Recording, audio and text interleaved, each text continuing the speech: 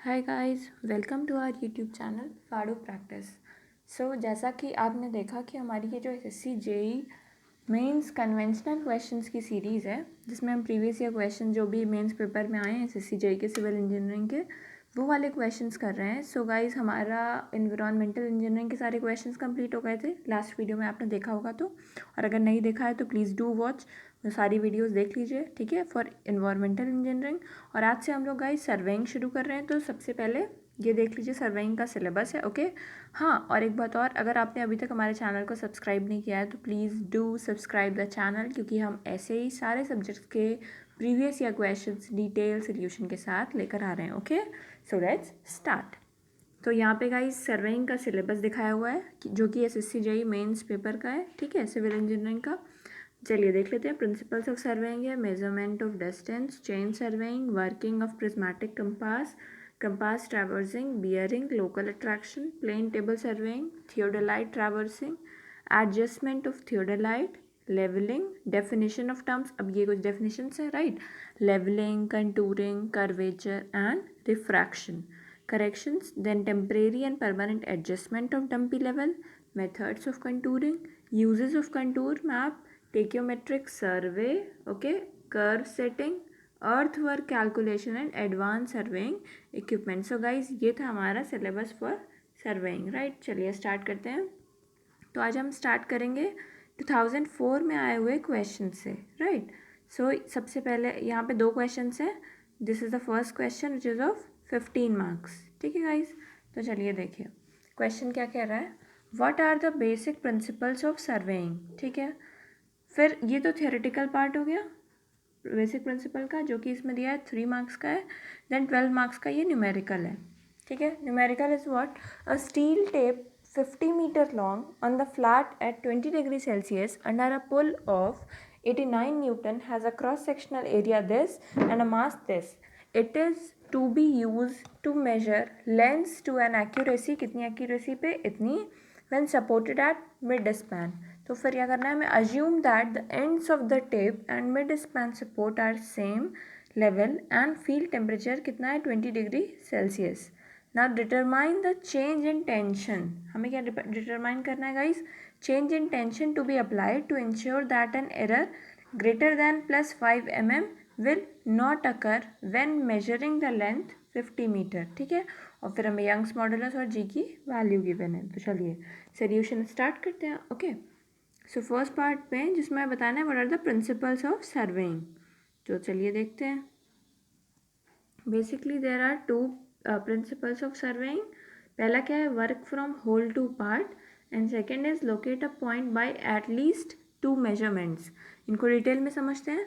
ये पहला वाला पहले, work from whole to part का क्या मतलब है। The main idea of working from whole to part is to localise the errors and prevent there accumulation, ठीक है। इसका मीनिंग ये हुआ एरर को लोकलाइज करना और एयर इकट्ठे होने को, एक्यूमुलेशन को रोकना, प्रिवेंट, ठीक है।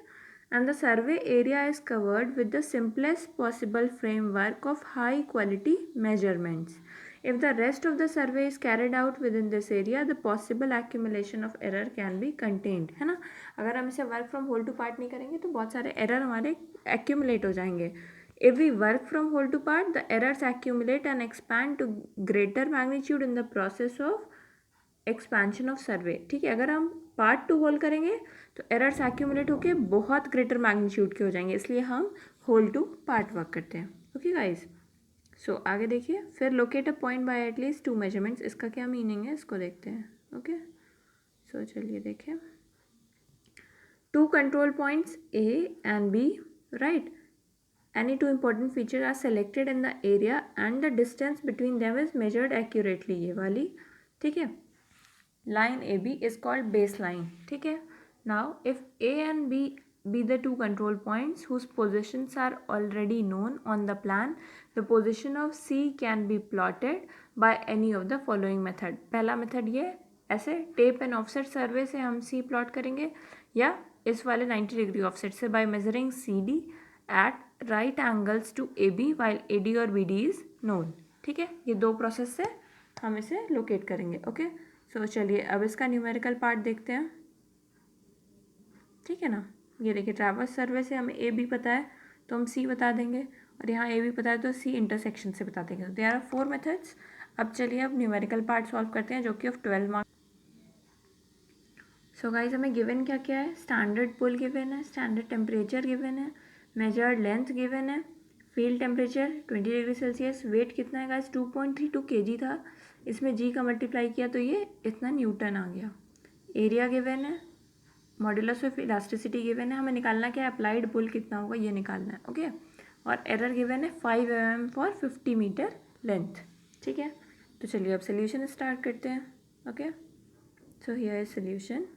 Error due to sag plus error due to pull is equal to 5 mm. Right. सो देखिए, सो गाइज क्या सैग का फॉर्मूला क्या होगा, error due to sag WL²/24 P², और पुल का फॉर्मूला क्या होता है P-P0L/AE इज इक्वल टू कितना आया 5 mm। हमने सबकी वैल्यू रख ली, या ऊपर हमने देख लिया क्या क्या वैल्यूज है, वैल्यू रखी और ये 5 mm को मीटर में करा 10⁻³ से, ठीक है। सो P हमारा कितना आ गया यहाँ पे 287.99 न्यूटन अप्लाइड पुल, राइट, क्योंकि P-P0 कितना है 198.99 न्यूटन, राइट। तो ये हमारा सोल्यूशन हो गया। बेसिक इसमें क्या था गाइस, ये जो फॉर्मूला है ना, ये जो फॉर्मूला आप देख रहे हैं ये वेरी वेरी इंपॉर्टेंट है, ये वाला सैग का, ठीक है, और ये वाला पुल का, ये फॉर्मूले विद इसके सिंबल्स की नेम क्या है ये आपको ज़रूर याद होना चाहिए, आप इसे अपने डायरी में हाईलाइट करके नोट कर लीजिएगा, okay. Now move to the next question, ठीक है। दूसरा क्वेश्चन क्या है हमारा, सेकेंड क्वेश्चन है, जब ये 15 मार्क्स का है और ये भी 2004 में आया हुआ है, ओके। तो चलिए देखते हैं ये क्वेश्चन क्या है। The question saying calculate the omitted lengths of the lines BC and CD. Calculate the lengths of line BC and CD of a closed traverse A, B, C, D, E and A using the following data। तो हमें क्या क्या given है, BC और CD की length missing है, okay guys, और ये हमें दिया हुआ है, ठीक है ना। तो चलिए देखते हैं। लेट हम यहाँ पे करेंगे कि latitude is equal to L1 cos theta और departure is L1 sin theta, okay guys. Let L1 be the length of line BC and L2 be the length of line CD, ये हमारा assumption है, ठीक है ना। L1 BC की length और L2 CD की लेंथ, ओके। नाउ लैटिट्यूड क्या होता है हमारा समेशन ऑफ नॉर्थ, ठीक है, और समेशन ऑफ ईस्ट क्या हो गया हमारा डिपार्चर, और ये आप जानते हैं कि समेशन क्या होना चाहिए गाइस 0। सो यहाँ पे देखो ये लेंस है, ठीक है ना, और ये हमारा लैटिट्यूड है, तो हम L1 cos थीटा, ठीक है ना, L1 cos थीटा ऐसे लेंगे, या उसकी वैल्यू गिवन है हमें, तो ये हो गया लैटिट्यूड, ठीक है। चलो देखो, तो जिसकी वैल्यू n की गिवन है उसके लिए तो ठीक है, जिसकी नहीं गिवन है उसके लिए क्या करना है ना, सबकी नहीं गिवन होगी मुझे, हाँ देखिए इन लोग की BC की दोनों की गायब है, BC और CD की, ठीक है। चलिए देखिए, so summation of latitude equal to 0 करा हमने, अब उसमें देखो जो वैल्यूज़ की गिवन है उसको, ठीक है, और इनका L1 cos theta plus L2 cos theta बाकी वैल्यूज़ रखी, तो एक इक्वेशन हमारे पास ये आ गई, इसको हमने मार्क कर दिया 1, ठीक। Now summation of departure is 0, इसमें भी वैल्यूज़ रखी L1 sin theta plus L2 sin theta और बाकी वैल्यूज़, तो हमारे पास दूसरी इक्वेशन ये निकल के आ गई। दोनों इक्वेशन को साइमल्टेनियसली हम सॉल्व करेंगे तो हमारे पास L1 एंड L2 की वैल्यू आ गई गाइज, ये देखो L1 इज़ 143.534 मीटर और L2 कितना है 289.37 metre, right. Now for BC latitude कितना होगा L1 sin थीटा, है ना, L1 sin theta it is latitude, no it is departure, ठीक है। L1 sin theta is departure, तो BC के लिए आ गया डिपार्चर, और BC के लिए कितना आ गया लैटिट्यूड, ये आ गई BC के लिए लैटिट्यूड इतनी आ गई और डिपार्चर इतनी आ गई, ओके। नाउ फॉर CD के लिए भी हमारा लैटिट्यूड और डिपार्चर आ गया, ये देखो लैटिट्यूड कितनी आ गई L2 sin थीटा इतनी वैल्यू आ गई माइनस में, और डिपार्चर कितना आ गया 282.235, ठीक है ना।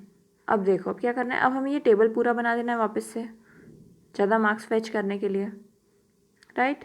तो हमने क्या करा, BC की लेंथ आ गई हमारे पास, पहले तो CD की भी लेंथ आ गई, ठीक है। फिर इससे हमने लैटिट्यूड निकाल दिए साइन थीटा मल्टीप्लाई करके रिस्पेक्टिव लेंथ्स में, और कॉस थीटा मल्टीप्लाई करके डिपार्चर्स निकाल दिए। तो आपको ये समझ आ गया होगा, ठीक है। अगर नहीं समझ आया एक बार फिर से गो थ्रू करो वीडियो को और अपने कॉपी में नोट करो और उसको एक बार रीड करो, आपको पक्के से समझ आ जाएगा। ओके, बहुत इजी क्वेश्चन है। एंड जब भी आप ये वीडियो देखने बैठो कैलकुलेटर पेन और कॉपी लेकर ज़रूर बैठना। ओके गाइज, सो ये 2 क्वेश्चन थे जो 2004 में आए हुए थे। आई होप आपको समझ आए होंगे, ठीक है। ऐसे ही हम सर्वेइंग के आगे क्वेश्चंस करेंगे। Please do subscribe our channel, like share and comment in the comment box कि आपको और कौन से सब्जेक्ट्स की या और कौन से एग्जाम्स की प्रिपरेशन के लिए ऐसे प्रीवियस या क्वेश्चंस की वीडियो चाहिए। Okay, till then stay home, stay safe, take care, good bye.